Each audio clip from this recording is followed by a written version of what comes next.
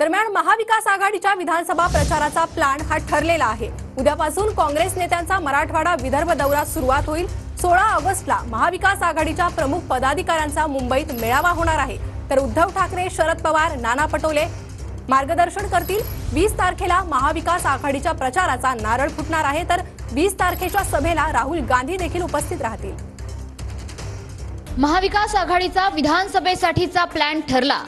उद्यापासून 14 ऑगस्ट पर्यंत काँग्रेस नेत्यांचा मराठवाडा आणि विदर्भाचा दौरा। 10 आणि 11 ऑगस्टला काँग्रेस नेते लातूर, धाराशिव, बीड, नांदेड, परभणी आणि हिंगोलीत दौरा करणार।